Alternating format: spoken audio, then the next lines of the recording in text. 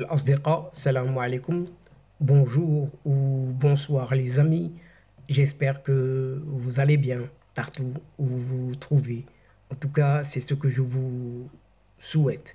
Et pour le meilleur de toutes les situations et de toutes les circonstances, bien entendu. Bienvenue sur votre chaîne Bled Magharibia qui attend, comme toujours, vos encouragements qui nous font beaucoup de bien et dont nous avons bien besoin. Merci pour vos gentils commentaires, pour vos précieux conseils, ainsi que pour vos compliments. Mais abonnez-vous pour rester tout simplement très informé. أصدقاء، نتمنى تكونوا بخير وعلى خير أينما كنتم. أهلا وسهلا بكم ومرحبا بكم في قناتكم.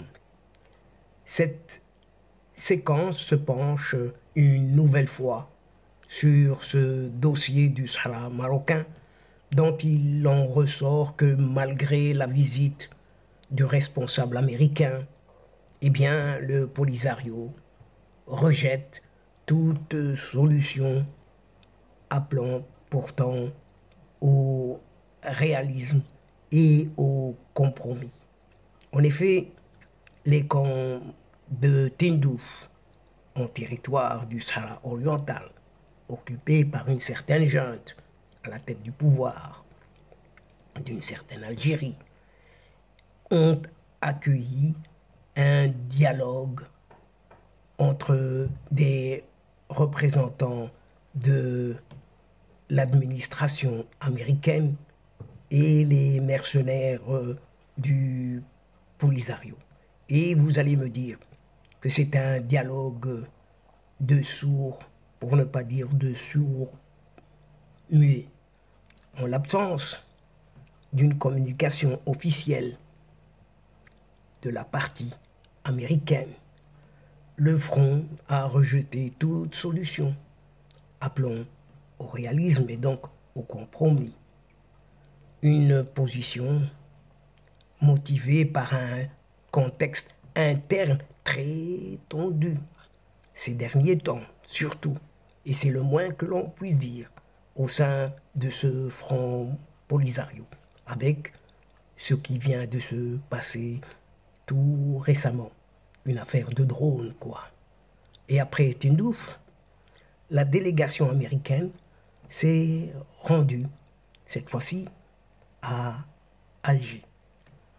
Ainsi, et comme prévu, le secrétaire d'État américain adjoint pour l'Afrique du Nord, un certain Joshua Harris, s'est réuni avec celui qui s'apparente tel un chef du Polisario dans les camps de Tindouf, comme vous le savez, en territoire du Sahara oriental, occupé par la junte à la tête du pouvoir de cette Algérie.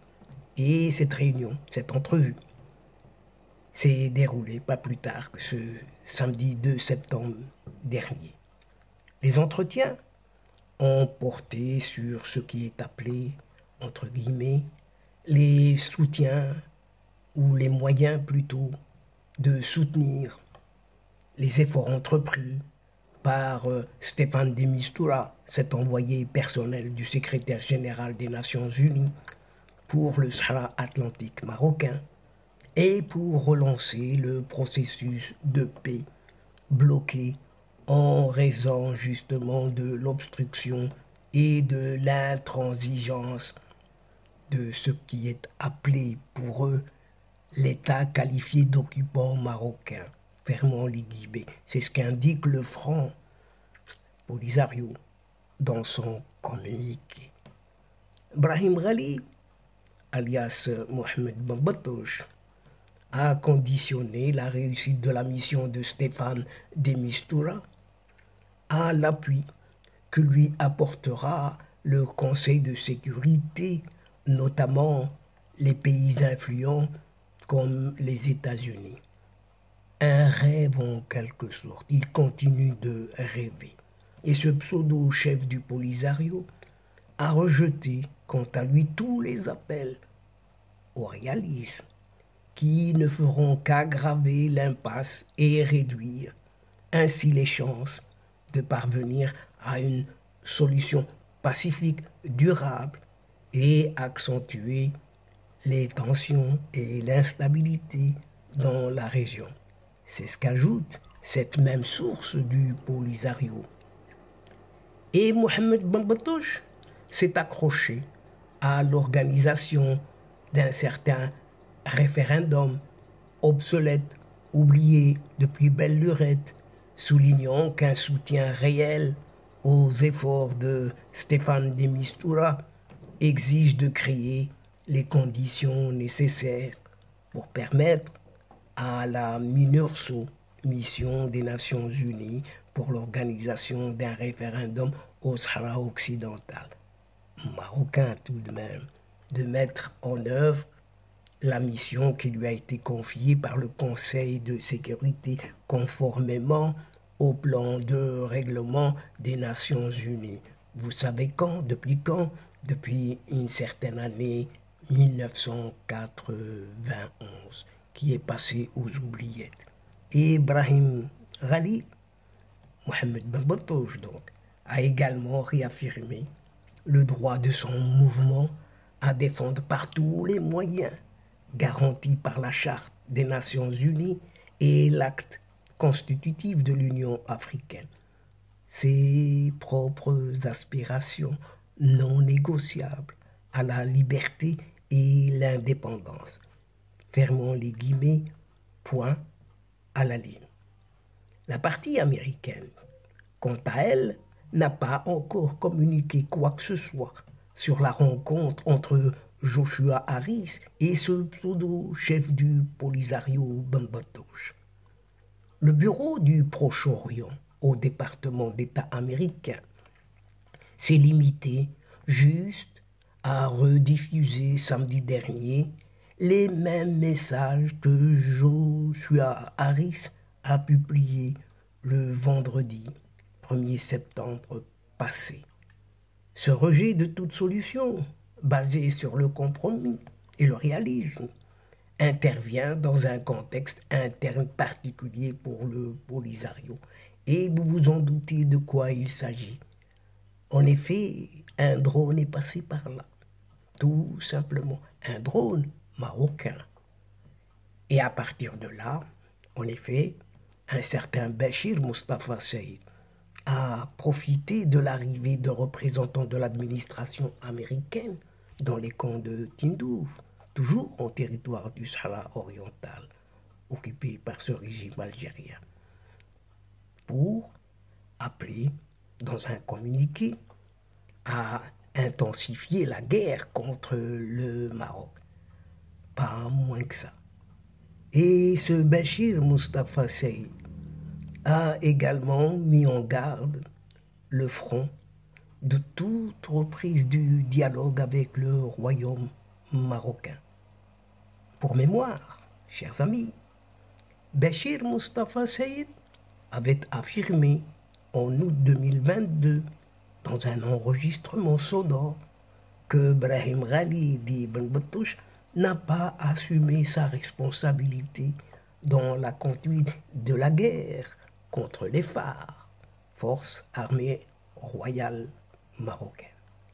Et cette sortie du fondateur du Polisario a été immédiatement suivie par l'annonce d'une frappe d'un drone des FAR, justement, ayant tué 4 éléments des milices armées du Polisario, dont le chef de la 6e région militaire et membre du secrétaire général, un certain Aba Ali Hamoudi.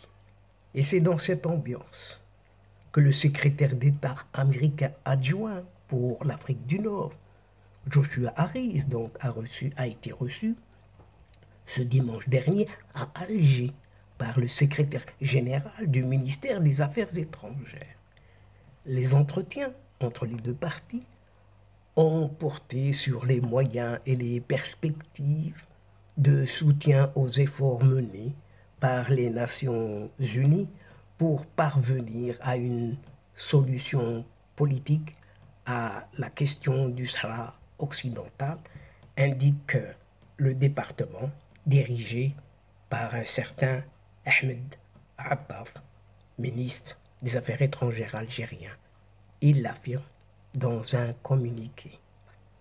Et les deux parties ont également abordé plusieurs dossiers liés aux relations algéro-américaines, soi-disant en préparation de la prochaine session du dialogue stratégique entre les deux pays, qui doit se tenir en octobre prochain, en principe, à Washington, ajoute la même source algérienne. Et comme lors de la visite de ce pseudo-effacé président athée en Chine, la communication du ministère algérien des Affaires étrangères a attribué à la partie américaine le soutien d'une solution au conflit du Sahara occidental marocain qui garantisse le droit du peuple sahraoui à quoi? Eh bien, à l'autodétermination, ni plus ni moins, tout simplement. Or, le bureau du Proche-Orient au département d'État américain n'a pas encore communiqué sur la visite de Joshua Harris à Alger. Rien du tout.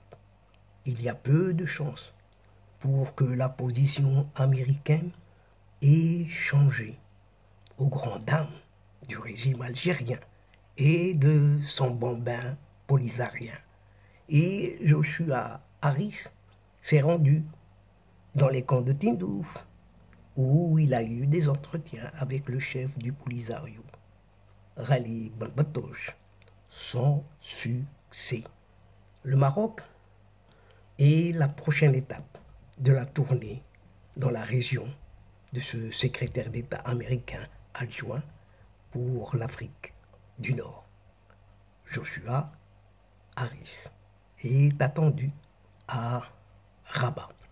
Et donc, chers amis, mesdames et messieurs, c'est ici la fin de cette séquence et à une prochaine fois, Inch'Allah, on vous retrouve avec plaisir.